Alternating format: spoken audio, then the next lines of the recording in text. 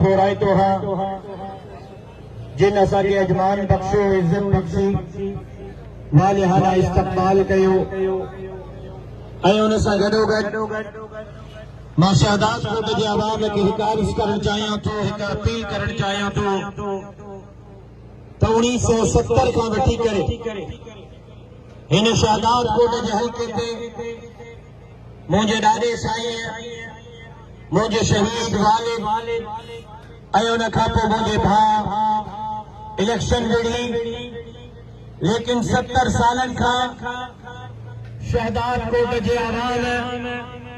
जनाब जुल्फकार अली भुट्टो साहब ते एतमाद कयो, शहीद मोहतरमा बेनज़ीर भुट्टो साहिबा ते एतमाद कयो उन खां पोइ ॿाहिरनि शहरनि मां इंपोर्ट करे हिते एमएलए आंदा विया शहदाद कोट जे आवाम हितों जे नवाबनि ऐं सरदारनि जे चवण ते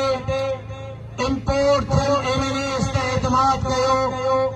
लेकिन अॼु शहदाद कोट जो हाल छा आहे? रोडनि ते माण्हू घुमी अचो सघे, शहदाद कोट जा मेन रोड तव्हां हिते नालियुनि जो हाल ॾिसो, कटुनि जो हाल ॾिसो। मां सवाल पुछी रहियो आहियां, जॾहिं बोर्ड आई उन बोर्ड में हितों जो एमएलए काथे हो, उन बोर्ड में हिते जो एमपीए काथे हो ऐं कुत्ते सईद खान वारा गवाही ॾींदा, कच्ची पुल वारा गवाही ॾींदा, शहदाद कोट जो आवाम गवाही ॾींदो त हिते 13 फुट पाणी हली रहियो हो, को माण्हू कच्ची पुल कुत्ते सईद खान जे तरफ़ वञी न पियो सघे। कच्ची पुल वारा भी शहदाद कोट में, कुत्ते वारा भी शहदाद कोट में हाँ, लेकिन इन सूरत में भी कच्ची पुल के अंदर कुत्ते सईद खाने में को हुक्मरान उन जो नुमाइंदो नजर न पियो अचे, उते भी जेकर क़यामत के मंजर में बीठो हो तो तव्हां जो है भाउ बीठो हो, जमीयत उलमा इस्लाम बीठी हुई।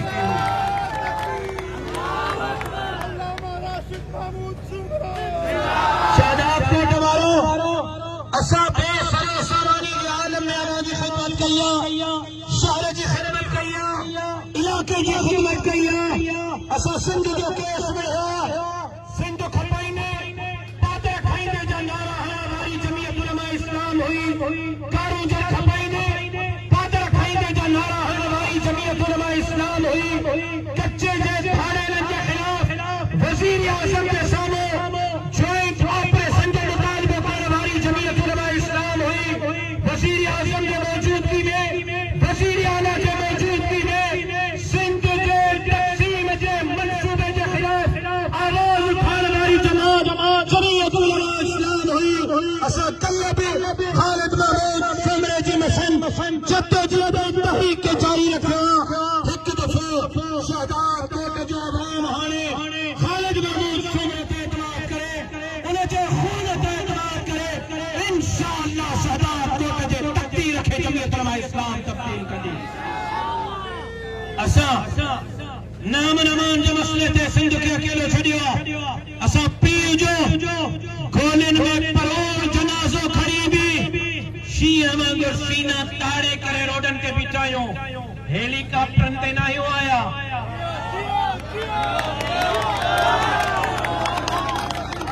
कन्ना तू हणी मां रोड बंदि न आहिनि कराया, मां तुको न बंदि न आहिनि कराया, जेका फार्म भराइण जे लाइ हेलीकॉप्टर ते था अचनि, स्क्रूटनी जे लाइ कन्ना तू हणी रोड बंदि करे पोइ था वञनि, इहे 5 साल तव्हांजी कहिड़ी ख़िदमत कंदा? ओ खालिद महमूद सुमरे जा दीवानो, असां गोलियुनि में परोड़ थियल जनाज़ा खणी बि सिंध जो केस विढ़ न छॾियो, इंशाअल्लाह तव्हां वोट ॾियो तव्हां वोट ॾियो त सिंध जो केस विढ़ंदा रहंदासीं। मां पंहिंजो फ़र्ज़ पूरो कयो, मुंहिंजे भाइरनि पंहिंजो फ़र्ज़ पूरो कयो, मुंहिंजो जमात पंहिंजो फ़र्ज़ पूरो कयो, मां उम्मीद करियां थो 8 फरवरीअ ते शहदाद कोट जो आवाम बि पंहिंजो फ़र्ज़ पूरो कंदो इंशाअल्लाह। ऐं कल्ह